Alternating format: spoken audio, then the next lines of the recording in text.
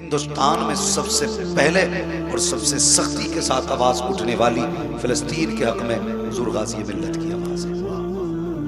میں صاف بات کہتا ہوں، مجھے اس سے پرواہ نہیں ہے کون بلائے گا، کوئی نہیں۔ پائے مورا لنگ نیست، ملک خدا تنگ نیست۔ سیدھی سی بات ہے، اللہ اس مرد مجاہد کو سلامت رکھے۔ کبھی رونا بھی آتا ہے۔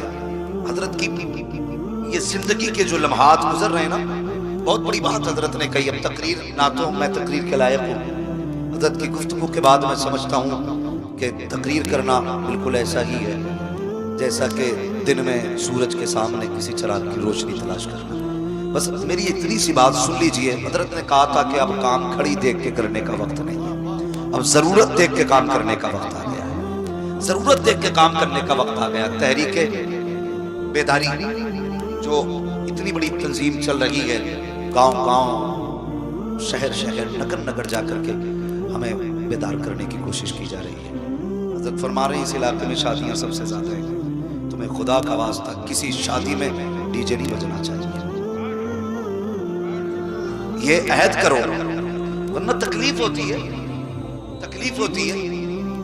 ابھی حضرت نے ایک بات پوچھی کہ بتائیے کہ ریچارج کتنے کا ہوتا ہے، تو چھوٹے سے بڑے تک سب نے بتا دیا تھا، مہینے بھر کا ریچارج۔ لیکن اگر اب سے کوئی یہ پوچھے کہ غزہ سے یا فلسطین سے ہمارا رشتہ کیا ہے، کتنے لوگ جانتے ہیں، کتنے لوگوں کو پتا ہے زمین سے ہمارا رشتہ کیا ہے؟ بس اتنا سمجھ لو، فلسطین وہ زمین ہے جس زمین پہ جا کے میرے محبوب نے نبیوں کی امامت فرمائی ہے، وہ زمین ہے۔ مسجد اقصی وہ مکان ہے جہاں سے محبوب عرشوں کی سیر کے لیے تشریف لے کر کے گئے۔ اس کا تذکرہ ہمارے قرآن میں ہے اور اس کا عشق ہمارے سینوں میں رہنا چاہیے۔ سارے لوگ عشق کرتے ہیں نا، فلسطین سے محبت ہے نا سب کو، بولیں ذرا کتنوں کو ہے؟ سب کو ہے نا۔ مگر ایک بات بتاؤ، جن کے گھر کے اندر لاش پڑی وہ ڈانس نہیں کیا کرتے، جن کے گھر کے اندر ایسی لاشیں کہ جن لاشوں میں سر سلامت نہ ہو، وہ اپنے سحروں کے دن عیاشیاں اور بدماشیاں نہیں کیا کرتے، جن کے گھروں کے اندر بیٹیوں کے سروں کے دوپٹے بچوں کے کفن بن گئے ہوں، وہ اپنے گھر کی شادیوں کے اندر بیٹیوں کے دوپٹے اور ان کے ٹھنکوں پر رقص نہیں کیا کرتے۔ اگر تمہیں درد ہے نا اقصی سے، عہد کرو آج کے بعد کسی شادی کے اندر ہمارے ڈی جے نہیں بجے، کئی گانے نہیں بجیں گے۔ اور تمہیں خدا کا واسطہ، تم آج بھی اپنے عیش میں ڈوبے ہو، اپنے عیش و عشرت میں ڈوبے ہوئے ہو۔ میں کبھی سوچتا ہوں، کبھی خیال آتا، جب دعا کے لیے ہاتھ اٹھتے ہیں نا، مجھے بغداد والا غوث یاد آتا ہے۔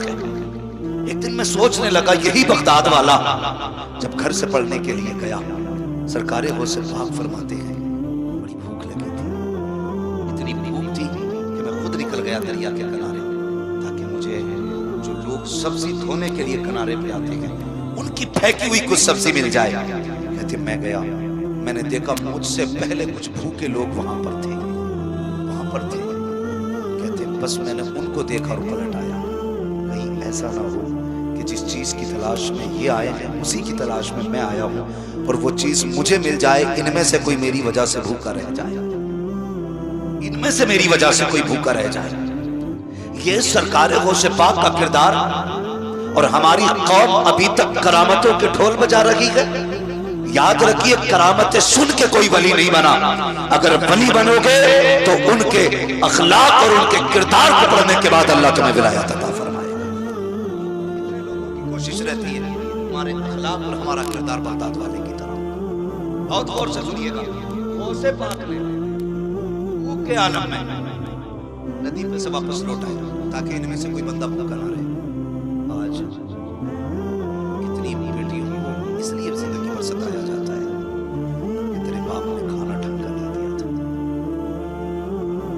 کتنی بیٹیوں کو پوری زندگی یہ تانا دیا جاتا ہے تیرے باپ کے پاس تو لقمے تک نہیں تھے دینے کے لیے۔